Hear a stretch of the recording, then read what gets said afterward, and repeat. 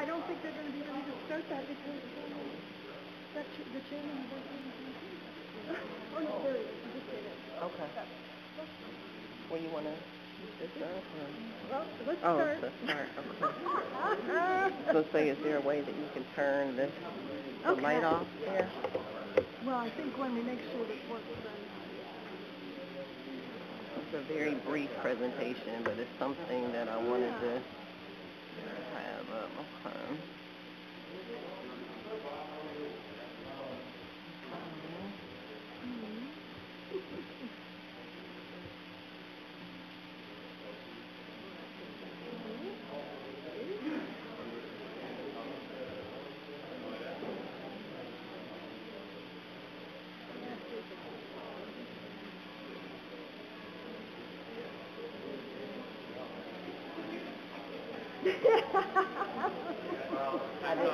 I didn't break it.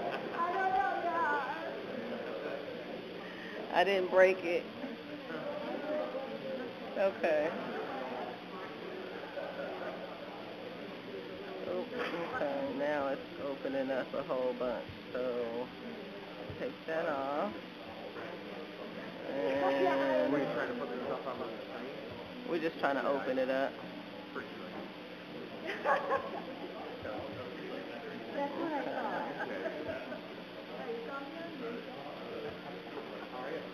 Oh no.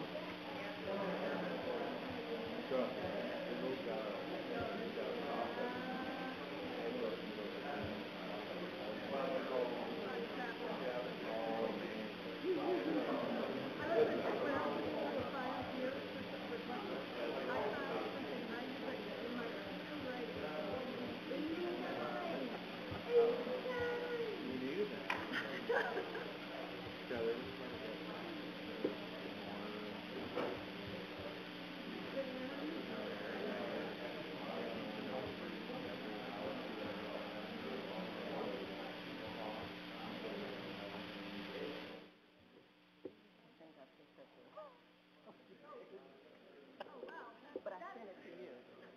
I have it on my phone. Is that?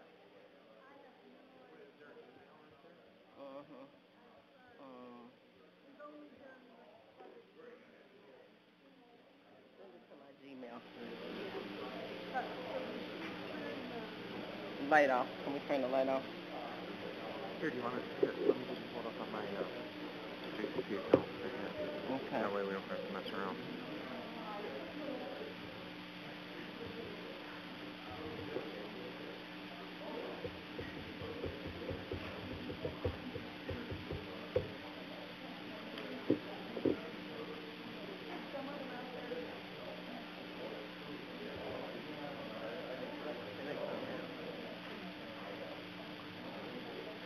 You don't. Hi. Good to see you again. Hey, Danny. How are you doing? Good to see you. Are we on something? I don't think we're hooked up. Let's hook this baby to Jefferson County public Wi-Fi. Don't tell anybody. Yeah. What's that? I got it. Oh, you got it? I think, yeah. We had, I'm going to grab it off my email if I can get connected here. What, the USB wasn't working? Yeah. USB wasn't working. What's that? No, they put the first one in USB and it wasn't coming out. Ask him which Wi-Fi I should connect to. Which Wi-Fi should we connect to? Should have automatically connect to what? Beta? Yeah, should automatically connect to beta. That one? Connect automatically. There we go. Get out of that.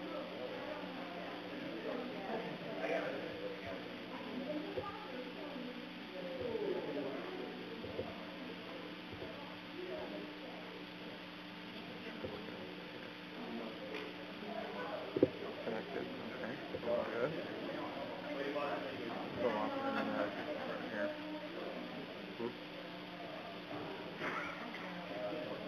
That didn't load up. USB didn't load up. Couldn't get it to load. I got it. I have it right on my email.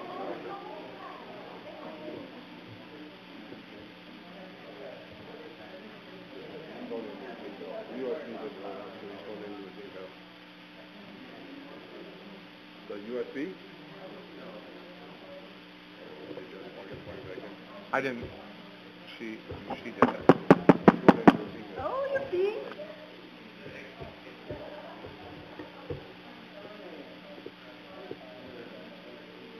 I can get it. You got it from It's here? 2 seconds. Yeah.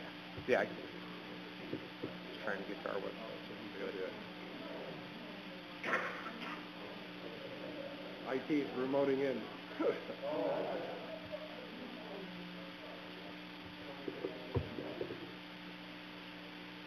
Don't know. Nabby said you can't take any time off.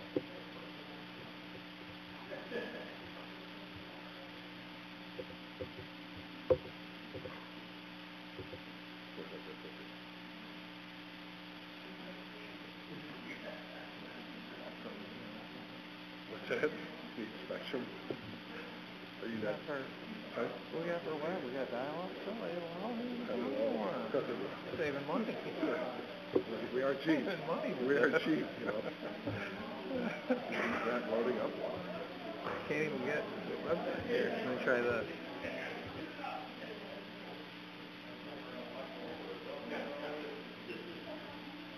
See, this thing is, this web browser is ridiculous. That new web app, whatever this one is terrible. Oh, the used Chrome. So you got, oh, you got right, oh, I can just go right here too. That works. She brings this one up every time.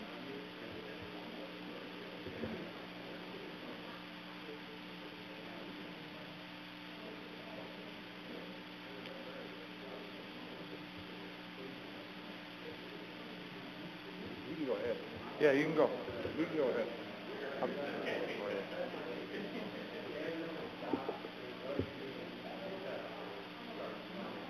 Yeah. Yeah. You can go ahead with Health and Human Services. Yeah. I don't know if they have a presentation. No. Health and Human Services. Yep.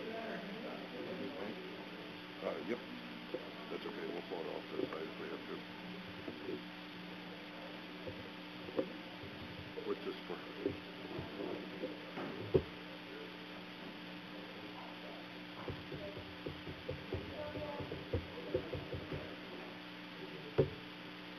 Go ahead.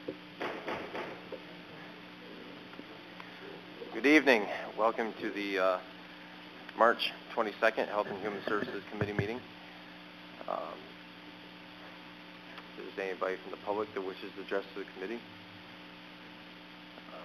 Seeing none, is there any additions, deletions, corrections to the minutes from last month's committee meeting? Seeing none, we'll we'll proceed to the resolutions first, and then we'll have the presentation from Director Daphne afterwards. First resolution this evening is authorizing agreement for provision of personal emergency response system funding with Henry Keep Home. Entertain a motion. Mr. Navwanek, second. Mrs. Fitzpatrick. Any discussion? All in favor? Aye. Opposed? Carried. Next, amending the 2018 county budget relative to the DSRIP funding for Community Services Department. Motion by Mr. Maxson, second. Mr. Doldo. Any discussion? All in favor? Aye.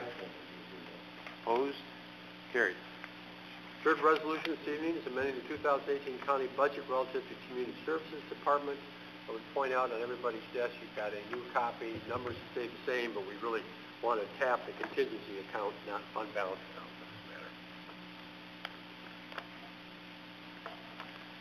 Entertain a motion. Mrs. Fitzpatrick, second. Mr. Doldo. Any discussion? All in favor? Aye. Opposed? Carried.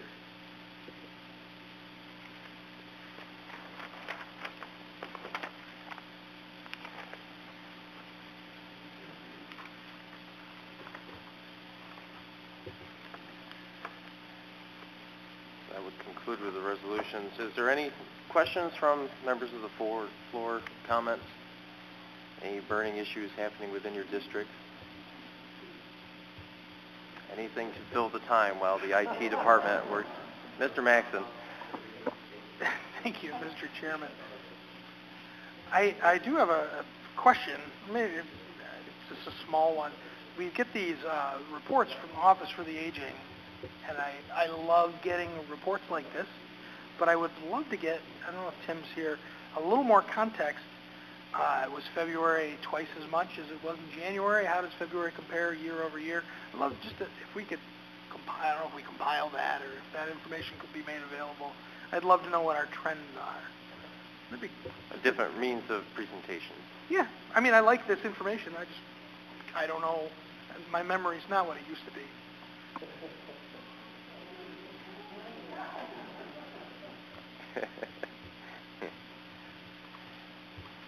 All points well taken.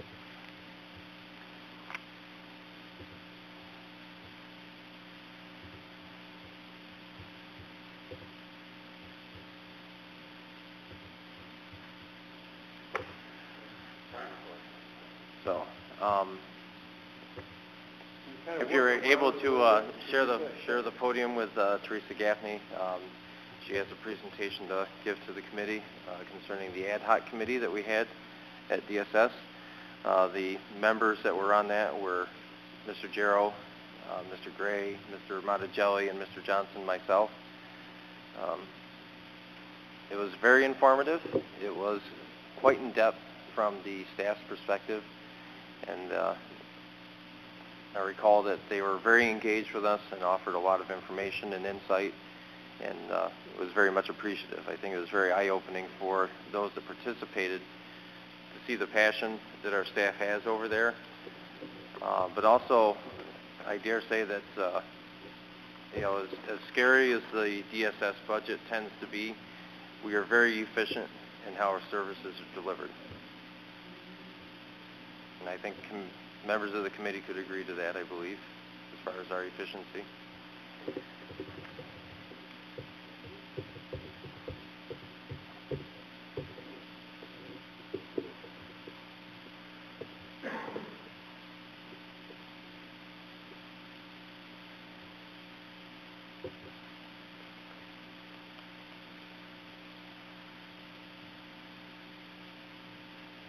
I think the one most startling aspect that we learned out of this, and it's not uncommon knowledge, but just how much expense that we cover with a lot of the programs, and how much is just mandated upon us, that we don't have any choice of degree of services that are offered. That is a state decision, and especially in terms of Medicaid care, as I think Teresa was going to touch upon, that becomes a very expensive item for the local tax burden. So I will turn it over to Teresa.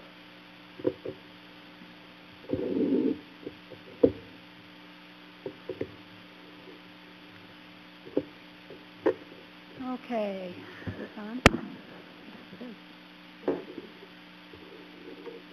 So as John has already stated, most of the programming in my department is mandated, so the control we have is limited.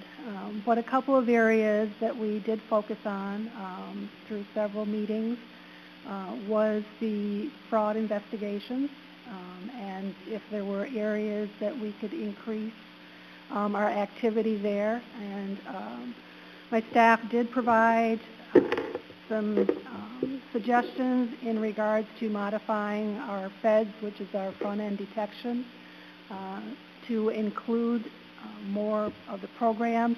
With FEDS, there are state-mandated indicators that will automatically generate a FEDS referral internally.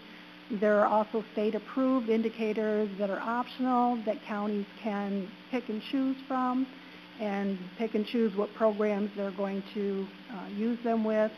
And then there are also counties can have county-specific indicators that the state will approve.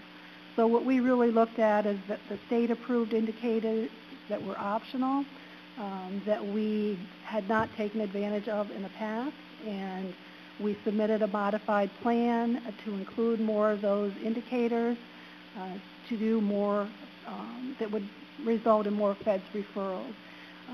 The advantage of feds referrals is that front-end detection saves really on the back end, what we call BEDS referrals, which are back-end detection. The back-end detection referrals are much more intensive. It's already after someone's received assistance, if there's any overpayments, if they committed fraud, then there's more work involved in recoupment. It could be a court case. So really with feds referrals, it's catching it up front before any assistance is actually granted to an individual. So with the feds plan, we did go ahead and submit last March. It was finally approved at the end of October, and we implemented it in February after staff training. So it's only been in place for a couple months. We will be monitoring it to see what outcomes we get from increasing these feds referrals. The other fraud and investigations piece that we looked at are what we call EVR, which is an eligibility verification review. And EVRs are not something that a county has to do. It's something that they can opt to do. And really what it allows is identifying certain populations that you're going to do fraud and abuse control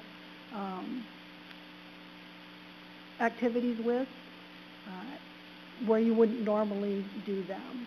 And what we focused on was the safety net population, and we focused on that population because safety net is a program that gives very little reimbursement to the county. So the state only reimburses 29%, so the county share of safety net is 71%, and it is also one of our programs that is fairly costly. So focusing on the safety net right now, and especially those individuals that are not only safety net but receive what we call the safety net supplement. And what that is additional assistance to pay rent that was put in place a number of years ago as a result of the spike in rent when Fort Drum came in to Jefferson County. And it was the only way we could get people out of hotels and motels into permanent housing was with that safety net supplement. So we're looking at those. Normally a safety net case would not be recerted until a year, so it's an annual recertification. So we really, unless there were reported changes to the case that came in, we wouldn't be looking at those cases again.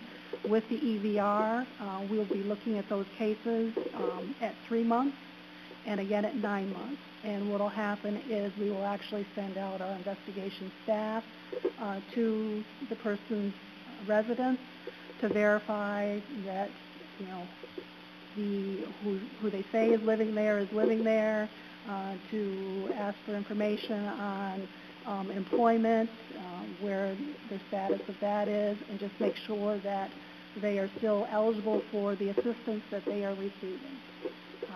So this will be new for us. We finally did get approval for that in January, that plan, and we're looking to implement it in May, and that seems like a long way off, but we have a retirement of a longtime employee in the Fraud Investigations Unit this month. We implemented the enhanced feds in February, so to give time for that piece to get off the ground and to get a new staff member in the investigations unit, we're pushing off that implementation of the EVR until May.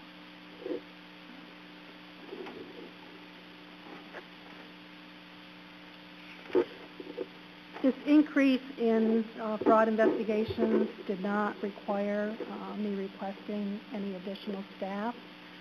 What we did with Medicaid taking over a certain number of our cases, we were able to shift one staff person from another program area into fraud investigations. And we actually did that last year in anticipation of being able to move forward with these.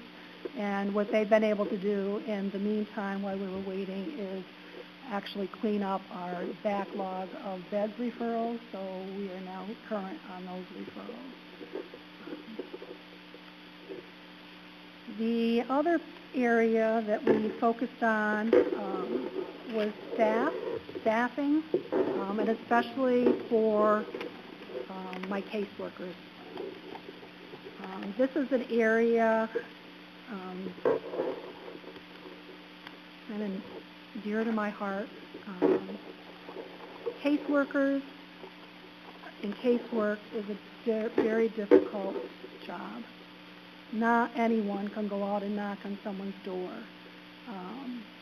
cold and engage and talk to them about things that are not part of normal conversations. It's a stressful job, and it's easy for staff to burn out. And with all the state requirements that increase, it seems like every year, it just puts more burden on our casework staff. So what we've been seeing is the loss of casework staff, experienced staff, and we're looking at what can we do to retain these staff, and especially in CPS. In 2017, we had 7 caseworkers leave and 4 were from CPS. The training requirements alone for new caseworkers are 6 weeks. It's lengthy. It's away from home, which is another added burden.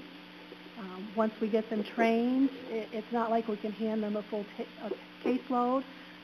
It really is something that needs to build up. And as I said before, not everyone can do the job, so we aren't always able to keep people that we hire. Caseworkers work out in the field. They have mandatory requirements for contacts that have to be made. We get reports 24/7.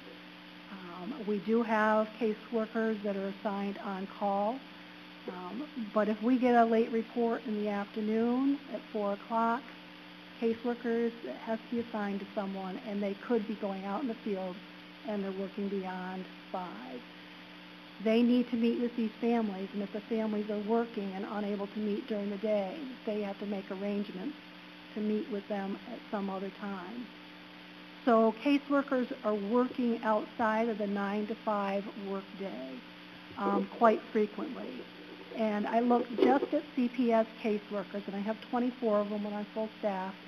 And in 2017, between the overtime, additional hours, and the comp they earned, it was over 2,200 hours that these workers are working beyond their 35-hour work week. They're burning out. And I need to be able to look at helping them do their job without restricting them to a 9 to 5. That's not their job. It's not a 9 to 5 job, but I'm cramming them in that box.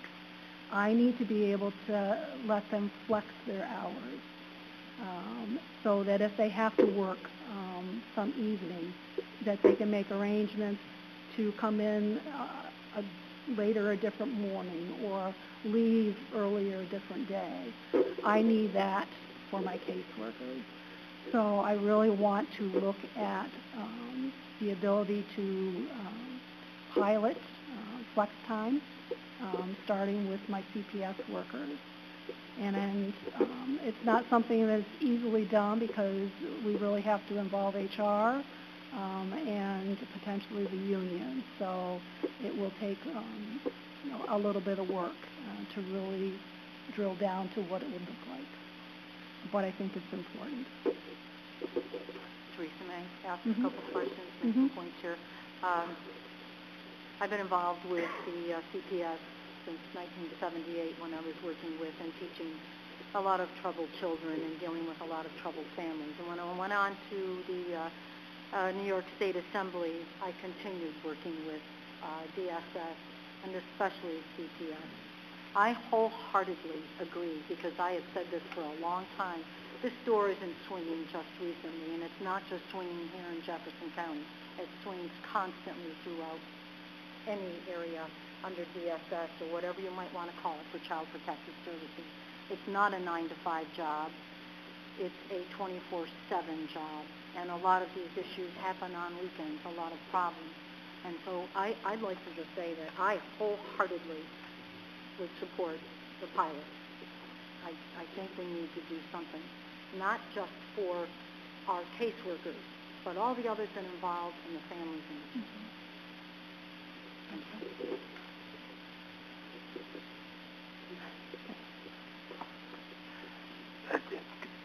Facts and figures are my favorite.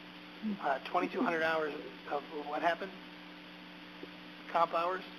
Overtime? I looked at overtime, what we call additional hours, which are the hours between 35 and 40, and then comp earned, which is they've worked over and they put in what we call comp earned, plus extra hours they've worked. Was that a year?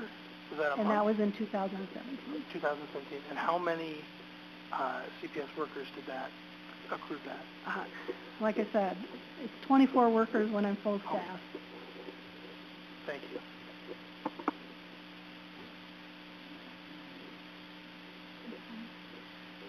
The other piece that I've got in my report is I am constantly pushing for mobile technology to go along with the fact that this is a mobile workforce. They work out in the field. Keeping up with mobile technology for these employees is, I think, essential. And I really would like to be able to continue to look at software. There's software out there, and I know there are some counties that have already purchased it. There's software out there that allows these caseworkers to be more mobile. It puts the forms on a tablet so that they can fill it out in the field and they can have it signed in the field. They don't have to carry around the paper. If they forget the form, they don't have to come back to the office and then go back to the family to get something signed. They can do their notes in the field. So there is just so much that's out there now that we need to help our caseworkers and keep up with the technology that's there. The last thing that I did put in there is Teresa, just... Mr. Navroik had a question. Sorry.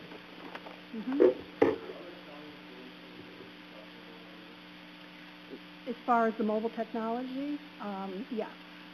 I know it kind of started in Chemung, Tioga, Oswego. I know Erie County is doing it.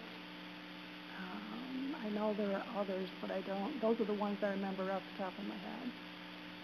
I know, like Suffolk County, they're in the process right now of doing requests. I know there are flex hours. I don't know for sure from other counties. I know there are some counties that do 4-day weeks, so they've increased their days, so they're doing a 4-day week and they've got 3 days off. I know there's some counties that do that, but I don't know specifically about counties and how they are dealing with flex time, if they use it.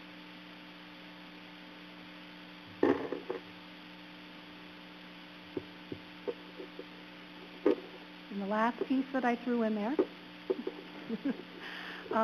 was just a piece about Medicaid. It's kind of hard not to mention Medicaid. It is the highest mandated expense in the department's budget, and therefore for the county. So and it is a mandated expense. there aren't ways to make changes to reduce that expense on my level. And Medicaid expenditures in New York State are the second highest in the nation. Some of you may have already know this. Basically, federal guidelines are very broad, leaving states with a lot of leeway. And so I've included a couple attachments. The first attachment is a list of mandated services that have to be provided, and then optional services that the state can choose from. The second attachment, attachment 2, I gave you, was actually from our New York State reference manual. It was last updated in 2010. It has not been updated since. But it gives you a sense of course, the mandated ones are listed, but then it gives you a sense of the optional services that New York State has chosen to provide. So that, coupled with the populations that New York has chosen to provide Medicaid to, has really increased and really impacts and are contributing factors to the high Medicaid costs in New York State. One of the populations that New York has chosen to cover are those between 133% and 200% of federal poverty level. We are one of the few states in the nation that cover that population, and that's our essential plan. Some may know it as the basic.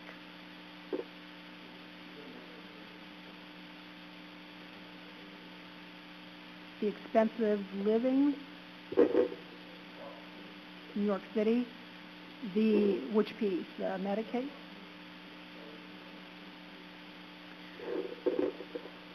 I'm not sure why they chose that, or whether they were, if there were federal dollars associated with providing health care to that population.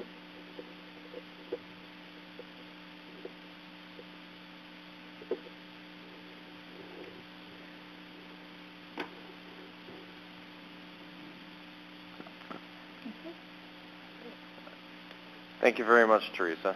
Are there any other questions from any of the other legislators in terms of the report? Mr. Monticelli. Thank you for allowing me to participate, Chairman Peck.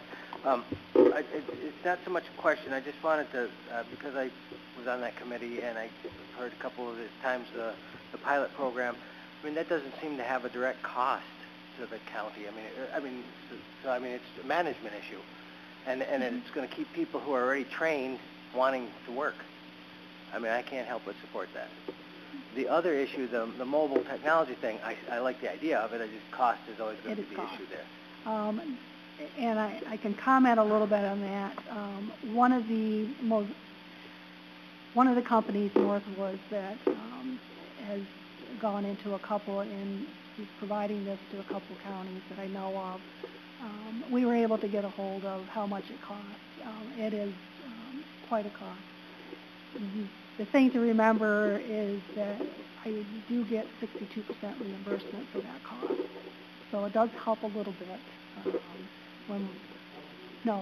62. 62. So, yeah. So that's my positive spin. So what's the magical number of the cost that you're talking? Well, I was looking at another... I know you're being hesitant, but... I was looking at another county's proposal, so... And they had included in there the document storage system that comes along with this particular software program, and we already have a document storage system. So we would look, if we were able to, for proposals that would allow us to utilize the document storage system that we have. But the cost for the software, I think, was pushing $500,000. So yeah, it is pricey. Yep. It's called phase-in. I like carrying paper in the car. Sounds good. And I think some of that cost had to do with the complexity of the forms that you have to fill out too, correct? I mean, that Yeah, state forms like and the state computer does not quite jive with actually, we some of can those systems. we can request permission to access our state system, which is for the caseworkers connection. You have to request and get granted access, so they would be able to, out in the field, be able to access their cases, their notes that they have in connection. Thank you, Chairman. So does that $500,000 like $190,000 to the county? Yeah. You might want to say that to us. Yeah. Oh. I mean, we might want to hear that. $500,000, you know. Thank you. That's a much better spin. Yeah. Thank you to the Chairman of Finance and Rules, Mr. Maxson. Thank you, Mr. Chairman. Teresa, I like it when we treat our employees like, you know, they're adults. I like, you know, the idea of, you know, let them flex time here. I love 4-hour work week, or 4-day 4-hour. They'd love that too. 4-day work weeks. The 2,200 hours over 24 employees is about 91 2/3 hours per employee, which is 22 minutes a day. Is this like an 80-20 rule kind of thing, where like 20% of the people are really stressed out because they're like that 20% is using 80% of that, the overtime comp? We definitely have some that use more than others just to try to keep up with the work, but it really is individuals and you know how long they've been with us. And like I said, it does take a couple of years for a caseworker to really get up to a point where they're comfortable and able to handle full caseload and keep it going. But there's always those cases that throw them for a loop. Those court cases, you know, a severe abuse case that just requires so much of their time that the only way that they can really meet the mandated timelines is to put in that extra time. I would note that the staff member that had met with us that oversees the CPS, she was very much the most passionate and vocal one in the meetings and speaking with us. So, you know, that message was very well delivered to us that participated with this. And I think,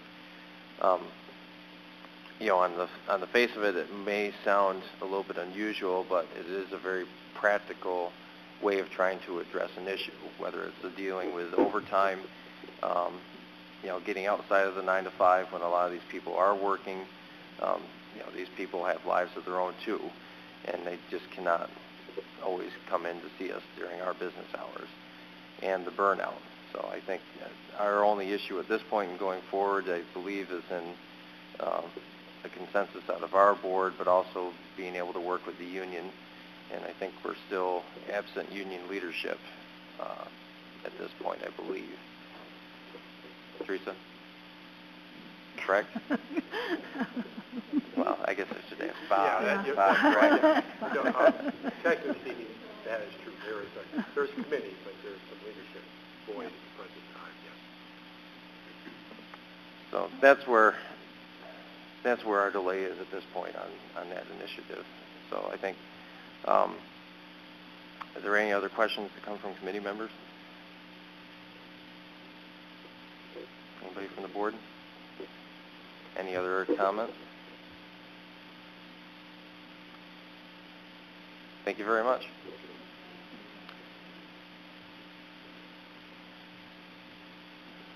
So, I think it was a very educated, very educative committee. I learned a great deal out of it. I sincerely hope those who participated did also. I think the delay in getting this out to you, I think, was more or less waiting to see how some of the information was going to pan out at different points in time here. So I think that you know, now we have a fully vetted document and report for you, and I think we'll see where it goes from here. Yeah, the one observation I would make is you're just seeing this for the first time tonight. Obviously, the ad hoc committee members are much more well-versed because they've been living it for a period of time. the intent would be for you to take a look at the material and read it over and not make a decision. But ultimately, what we'd want to do is have the board endorse the report or endorse the report, but for however that would go forward. And with that in place, then we've got some policy marching orders, if you will. Again, Teresa being play about the expense part of it, but that's, if there's support for the concept, then we'll start working at budget time and trying to work something in there. That's how that would come together.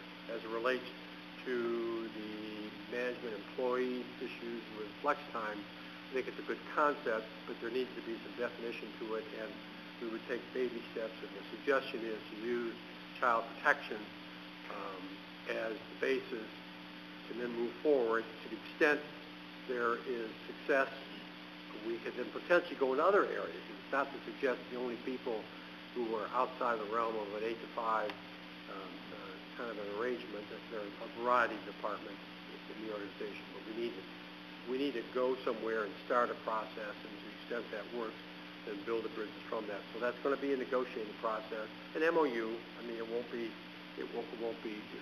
something that would get overly complex, but it's also a need to then have some measurements so we know that we're gaining on it, that could be measured by less turnover. It could be measured by savings on the overtime, but it's also a productivity issue too, and we need to work through that sitting together with members of the union, not in any other format. And then we'll move forward with that, and then report back. Give it a year, give it 18 months, something like that, and see how that goes, or set ourselves up to then next time that the union contract's coming due, we're much better positioned to maybe expand that type of activity in other areas. But it became very clear with the committee that this was one critical point that we could really see some benefit, and I think philosophically they're already on board, but we don't want to make it overnight. All the board members to have some comments. So take a look at it, ask questions. We'll fire this back at you, say, in another month with that endorsement, and we're off and running. Okay, with that, is there anything else to come before the committee? I'll entertain a motion to adjourn. Mr. Maxson, Mrs. Fitzpatrick.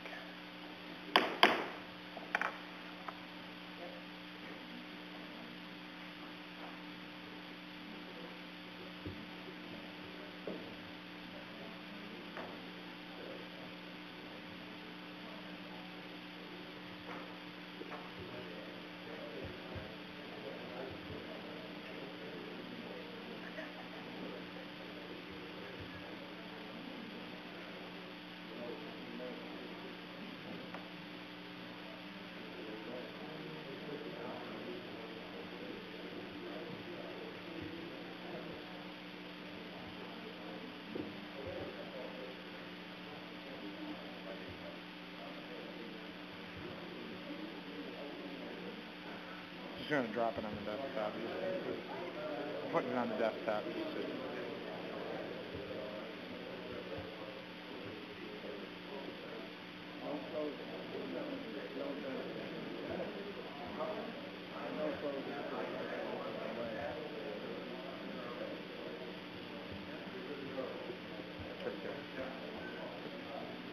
I've got it right here, too.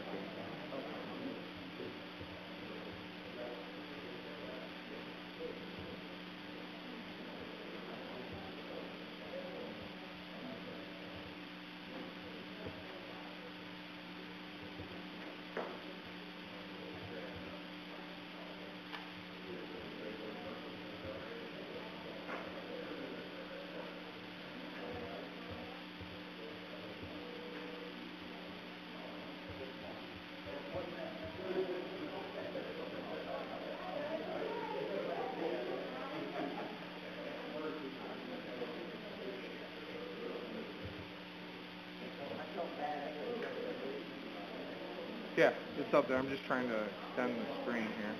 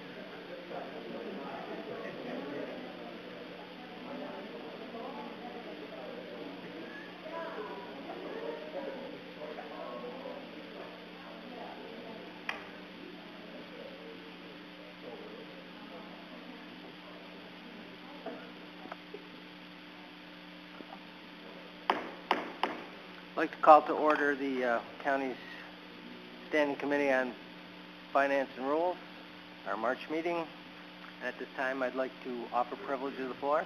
Anyone? Seeing no one coming to the microphone, we'll move on to accepting the minutes. Are there any deletions, corrections, additions to the minutes from last month's meeting? Hearing none, I'll stand as presented. And at this time, I'd like to introduce Dr. Ty Stone, President of Jefferson Community College. She's going to do a presentation on the JCC, Jefferson Community College Educational Center in Lewis County. She's accompanied by Dan Dupe, the Vice President for Administration and Finance, and also the IT person, apparently. Thank you, Dan. Dr. Stone? Thank you. Thank you for allowing me the opportunity to speak with you this evening about the Lewis County Jefferson Community College Education Center. I also want to thank a few people from the county that have been working with us very hard on this project. So Sarah and Bob and Dave and John and Val. So all of, we really appreciate everyone's efforts and support on this project. So to begin, I just wanted to give you a little bit of background on the Lewis County Education Center. We've been in the midst of this planning for about 2 years.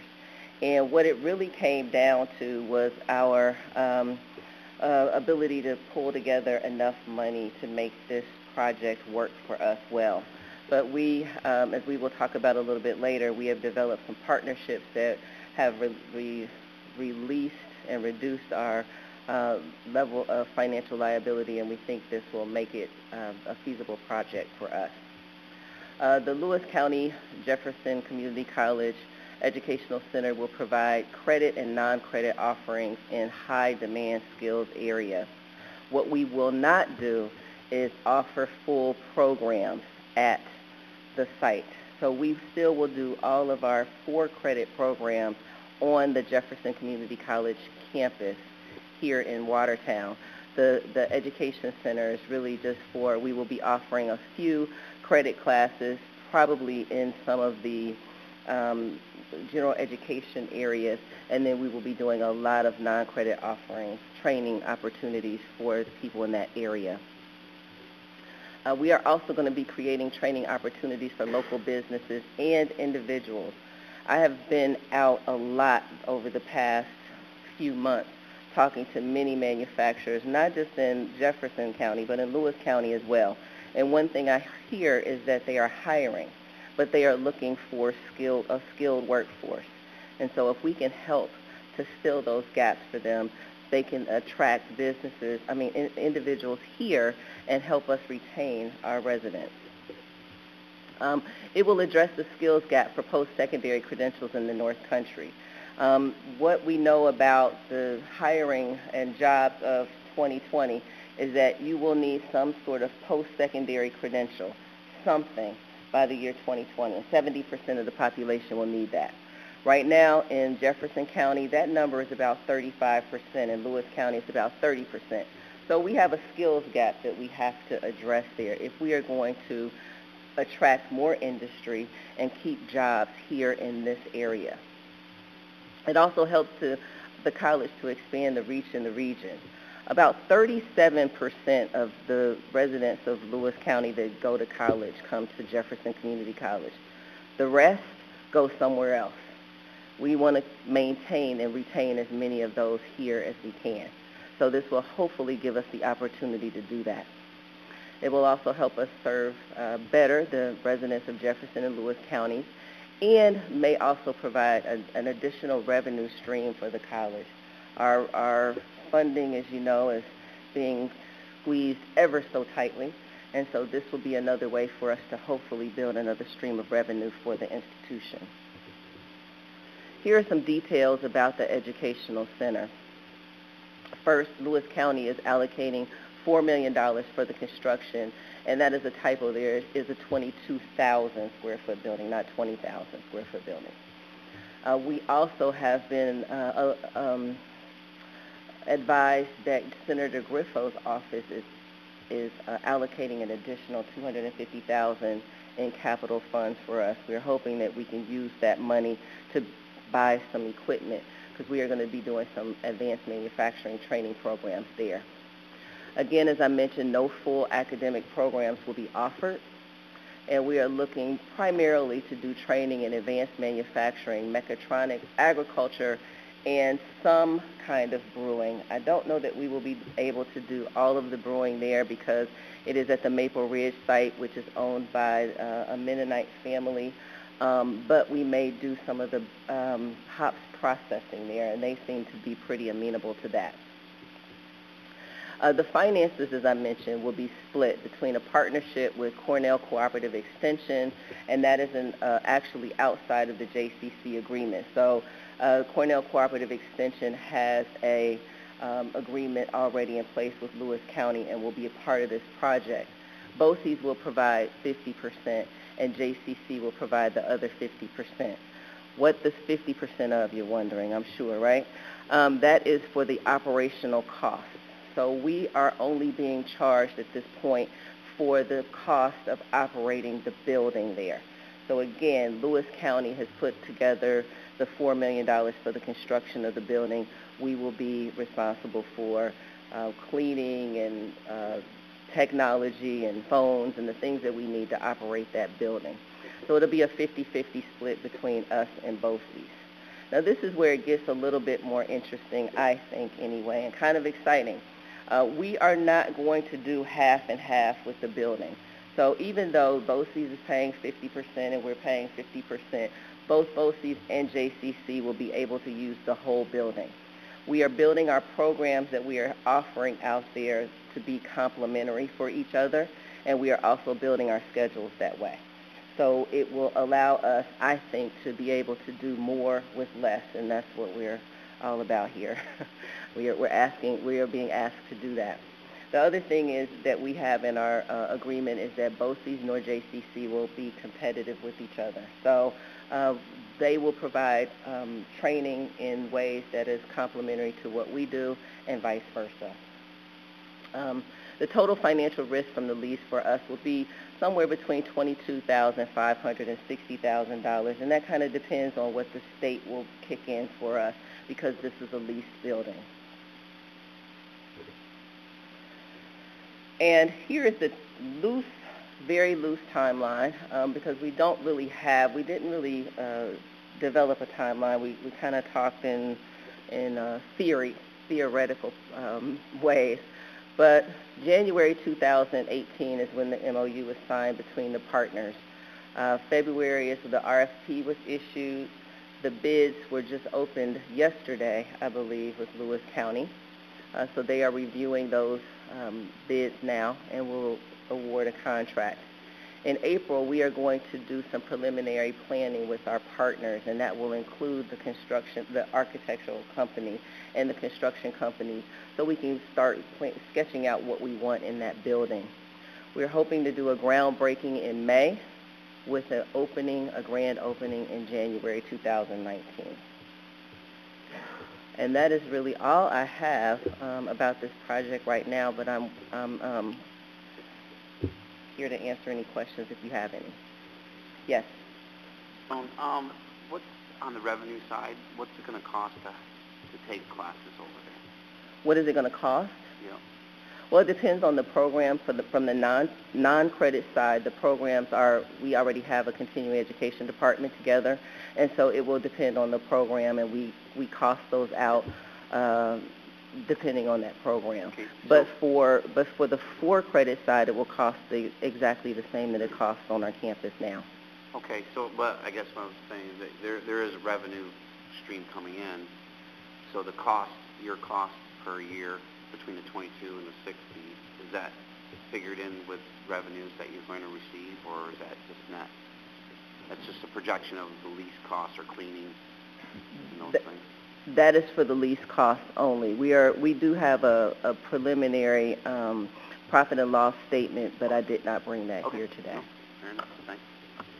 And we're hoping that we'll be able to see some profit. I don't know that we'll see it in the first year, but certainly by the second year we should be able to see some profit. Do you know how many students you'll be able to, like say, best case if we're close to capacity, how many students would be enrolled over there? Either. I think, Right.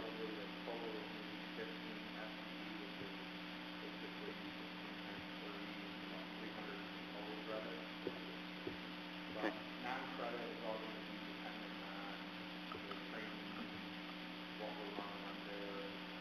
and how we're scheduling it. So, for example, right now we do a boot camp for veterans that runs for, I think it's for 5 weeks. We take the first 2 weeks of that program, so that's all day, and we have 15 people who do that.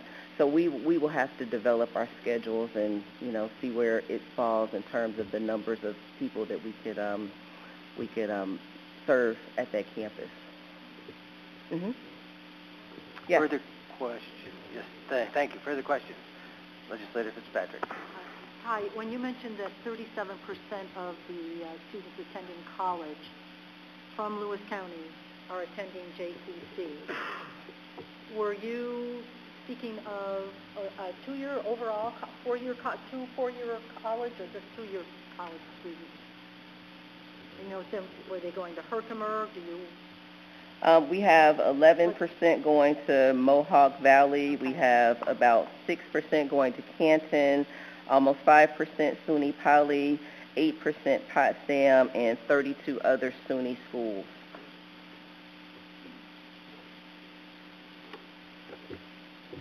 Yes. So I think we have an opportunity to certainly get more interest. And the other thing, again, is I have heard from many of the manufacturers that there are definite training needs, so they have to get training. And they are hiring. I went to Viking this morning. Viking is hiring 10 people right now. And they would prefer to hire people from the community, but if they can't find those skills, they will go outside of the community to find them. I've heard the same thing from Great Lakes and Kraft and many of the other manufacturers that I've visited. And yes, Legislator Peck. Thank you. Is the Workforce Investment Board, is that involved in this too, since you talk about education in relation to employment? And is that involved in discussions as far as developing non-credit work? We have done some work with them, but not specifically related to this project. Not right now, no. Okay. How many teachers do you expect to be having there? Again, it really depends. We haven't gotten into that level of detail with this project yet, but we're listening to the community. We're trying to understand what people are needing, and then we're going to go away. And actually, the preliminary planning on the timeline in April is when we're going to sit down and actually kind of crosswalk with both these, how many classes we're going to run and who we're going to have there and all of the nuts and bolts of how this operation is going to run. Can you just help me understand a little bit better, because you talk about credit courses and non-credit courses. I always thought that it was just going to be non-credit courses, and you couldn't offer credit courses because it was outside of Jefferson County's boundaries. But now you say that there will be credit courses? I'm not familiar with us not being able to offer credit courses outside of the boundaries of Jefferson County. I know we've done that, I believe, with our dual enrollment, our EDGE program through the high school. So I'm just trying to understand a little bit better on that perspective. So okay. We have to have a agreement with another county or But Lewis is already in our service area. Okay. Is there any, the cost for being able to run that operation there, how is that going to be borne by the institution's finances? Where's the money that's coming into your institution to be able to afford to do this? We're expecting that we will be able to get the money from our non-credit offerings. So we have a pretty robust continuing education department now at the Jefferson Community College site. We're expecting to build those relationships in the Lewis County area as well and offer those classes there. again, I've talked to a number of manufacturers who are really interested in how we can help them run a training program on our site, because that's not really the business that they're into. But now because they have no other options, they are running training programs within their own facilities.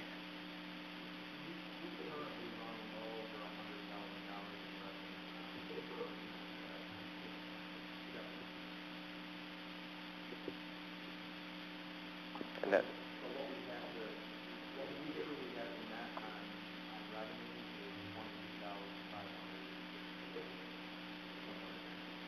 in order to make it a break-even proposition. Okay. Thank you. Mm-hmm. Something further? Legislator Dan. Thanks. I just had a couple questions. Like, say Viking, say they're looking to hire 10 people that have welding background, and another local company is looking for the same people. I mean, would they be able to share in any of the expenses for instruction? You know, if you got a group together that said we could really use this skilled labor?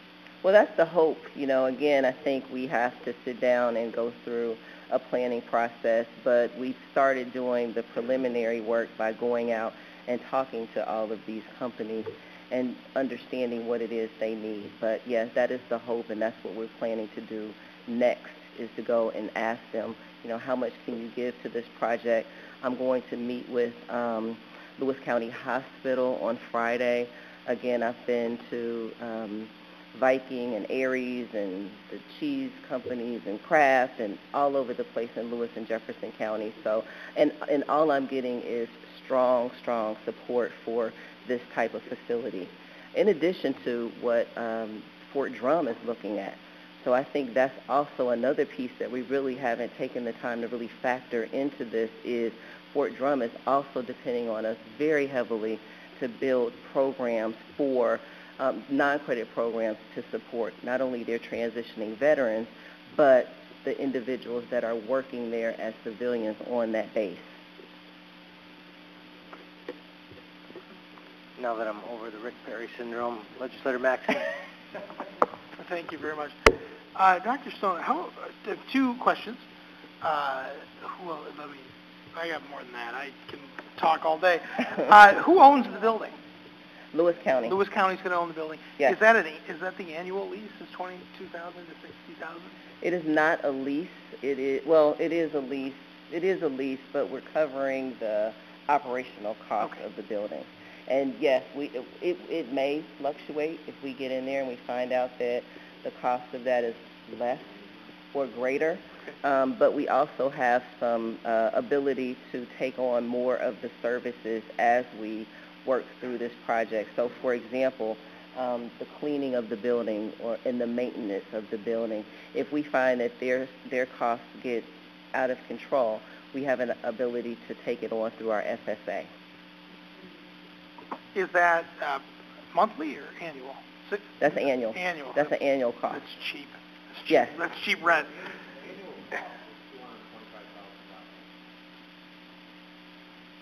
But when we break it down with what BOCES is paying and what we are paying and the payback that we get from the state, that's where our number comes in, between 22 and 60. But that's an annual cost. Sure. That's not a monthly cost. So we're reaching into our pocket for $22,000 to $60,000 annually. That's a good deal. Yeah, annually. My second line of questioning, and Vice Chairman Johnson can maybe speak to this a little better than I can. I recall from my days on the IDA board that they provide some of the Jefferson County IDA provides or works with manufacturers for some of these training programs. Is there an overlap or a duplication in services? Are they working as a partner with you to sort of say, hey, JCC's got this, let's funnel all our resources toward this? Or have you talked to them? The Lewis County IDA? Jefferson County IDA. Jefferson County IDA, not for this project, but it may be something that I don't know. I'm too new to understand the span of the reach there, and if they go into Lewis County, because I know Lewis County does have an IDA as well. I think we all do. But some of these trainings are, and again, Bill probably has better information. They're kind of regional. Mm-hmm. I mean, they scratch our back and we scratch theirs. So Yeah. I would hope that everybody's on board and that our friends over at the IDA aren't teaching welding in the backyard while it's going on down there.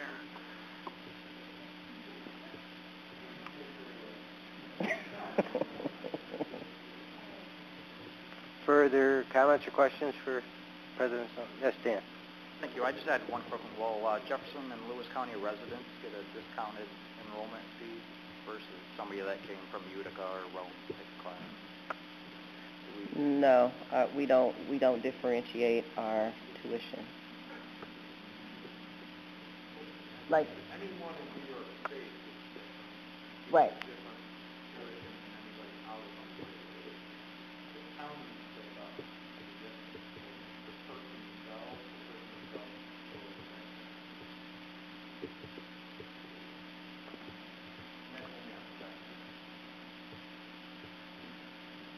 Anything further?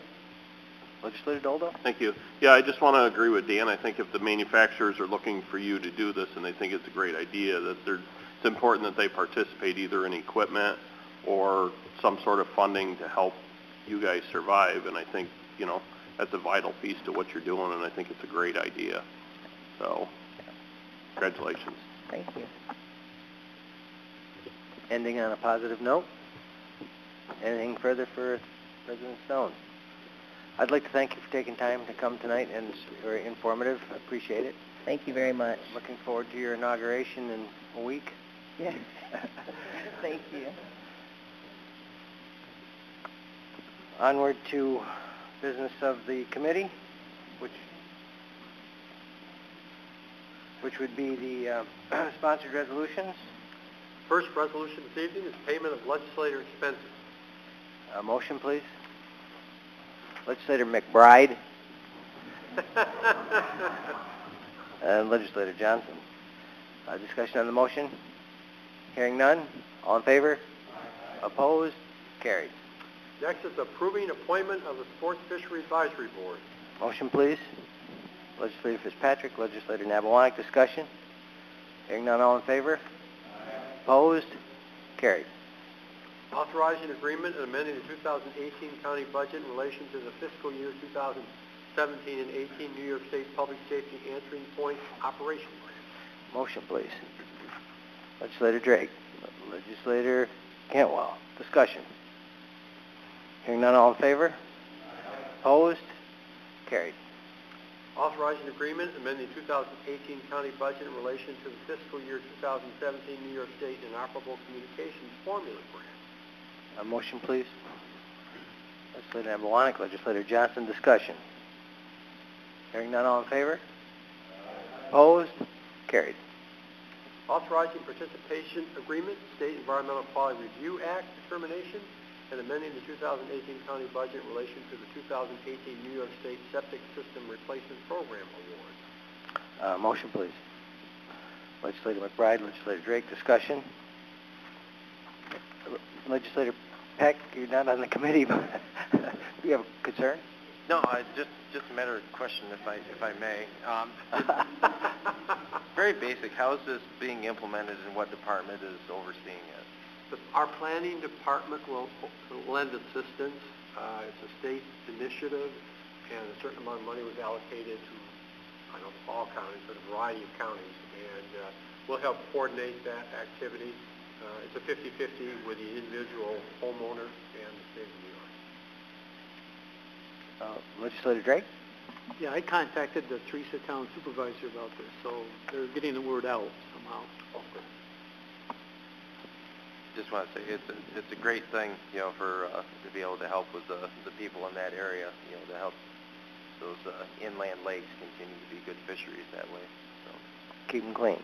Should indicate, by the way, I believe it's the first of a 3-year program, right, Mike? I mean, it can go for 3. It was a 5-year, first of a 5-year program.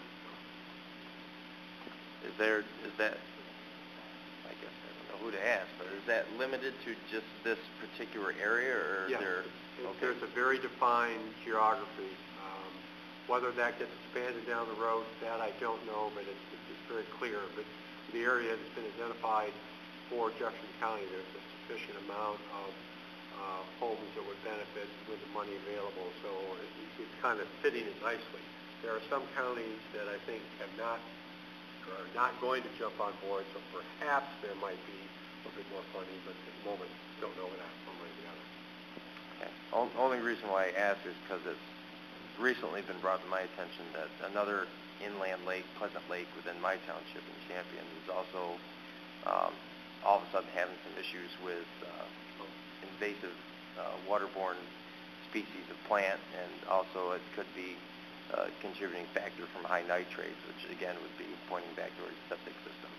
So just a matter of question whether the geography is that limiting or whether it could be any inland lake within the county. No, again, I think at the present time it's a very specific timeline. Indian River and Moon Lake and yeah, right. Further discussion?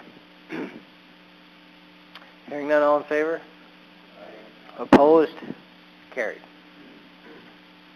Authorizing special services agreement with VHB for the county's online map viewer. Motion, please. Legislator Canwell, Legislator Johnson. Discussion. Hearing none, all in favor? Opposed? Carried. Amending the 2017 county budget in relation to road and road machinery funds. Motion, please. Legislator Drake. Legislator McBride. Discussion. Hearing none, all in favor? Opposed? Carried. Amending the 2018 county budget to reappropriate Metropolitan Planning Organization funding. Motion, please. Legislator Fitzpatrick. Legislator Nabalonic. Discussion. Hearing none, all in favor? Opposed? Carried. Accepting donation for Sheriff's Department K-9 unit and amending the 2018 county budget in relation thereto. Motion, please. Legislator Cantwell. Legislator McBride. Discussion. Hearing none, all in favor? Opposed? Carried. Accepting donation for the Sheriff's Department Civilian Response to Active Shooter Events Program and amending the 2018 county budget in relation thereto. We have a motion, please. Legislator Fitzpatrick. Legislator Johnson. Discussion. Hearing none, all in favor? Opposed? Carried. Health and Human Services sponsored resolutions. Amending the 2018 county budget relative to that funding in the Community Services Department. Motion, please. Legislator McBride. Legislator Fitzpatrick. Discussion. Hearing none, all in favor? Opposed? Carried. Amending the 2018 county budget relative to Community Services Department. Motion, please. Legislator Nabalonic. Legislator Johnson. Discussion. Hearing none, all in favor? Opposed? Carried. There's a couple of informational items. Riveting reading, a revenue and expenditure spreadsheet, and the departmental reports from the county clerk, and the health benefit report from insurance. Is there anything further to come before the committee? I'd entertain a motion to adjourn. Legislator Nabalonic and Legislator Cantwell. We are adjourned.